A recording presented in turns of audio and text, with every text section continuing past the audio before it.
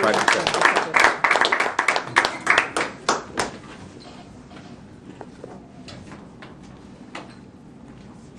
Economics. Surprise, surprise. I just finished teaching a semester-long course on international trade and finance.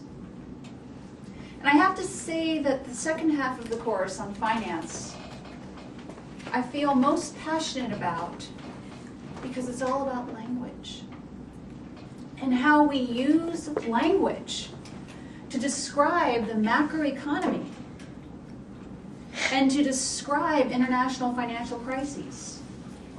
Language and storytelling.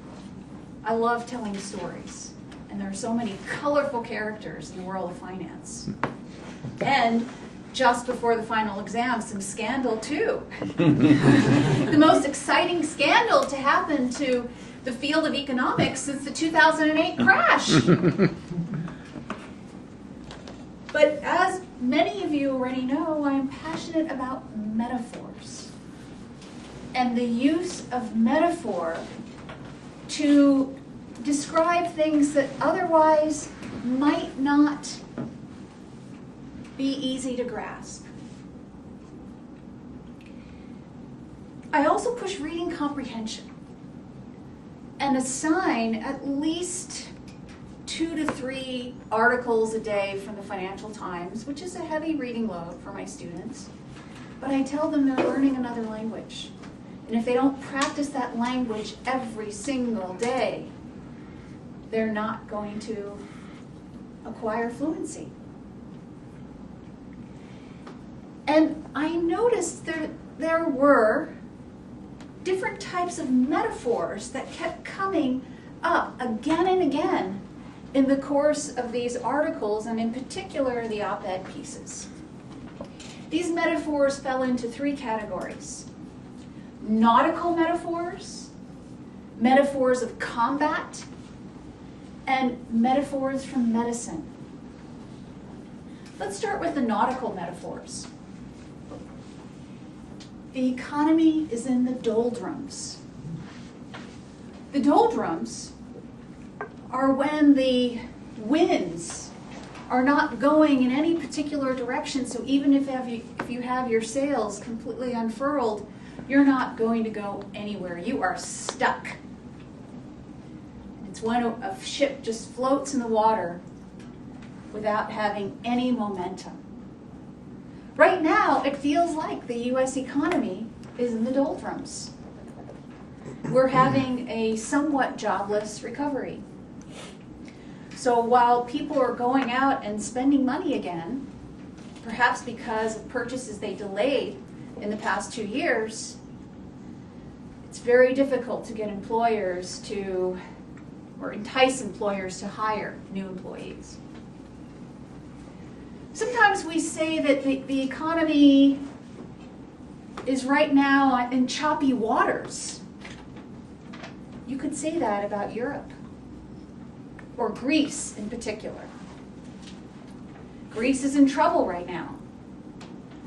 And there are many different metaphors you could use to describe it, but choppy waters would be an apt one. When central bankers have to convince currency traders that no, our currency is really overvalued and you ought to sell it because it's appreciating too quickly. They try to say something or make a policy decision that will make the market go in the other direction. But there is an appropriate time to do that and a not so effective time to do that. They call that going with the wind or going against the wind. When you go with the wind, it's when you sense that the market is feeling that way, but you just need to give it a little bit more of a push. When you go against the wind, that's when the market has decided, you know what, we're going to keep selling euros because we think that Greece is going to go down the tubes. And you're telling them, no, that's not the case. Everything is hunky-dory and fine. So you're trying to convince the market that the market is wrong, and that's going against the wind. Combat metaphors. Tackling the deficit. Can you just imagine taking that deficit and wrestling it to the ground until you can beat the life out of it? But that means that you need to slash spending. You need to take aim at earmarks. Sometimes, in spite of all that you do, the economy implodes. My favorite combat metaphor or military metaphor is when George Soros described financial derivatives as weapons of mass destruction. Third types of metaphor, medical metaphors. Sometimes things like fiscal irresponsibility and corruption can spread like a disease. And that disease metaphor is used frequently. Sometimes we say that the economy is anemic, implying that it's very weak, just like someone who's suffering from anemia. We described TARP, the bailout of the banks, as emergency life support.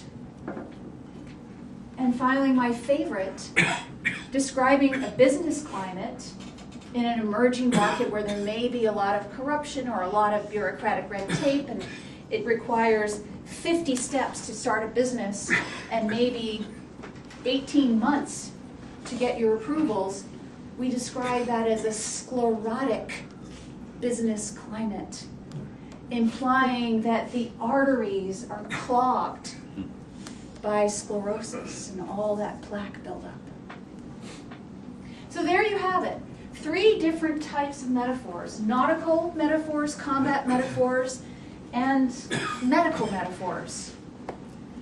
All very colorful ways of describing an economy.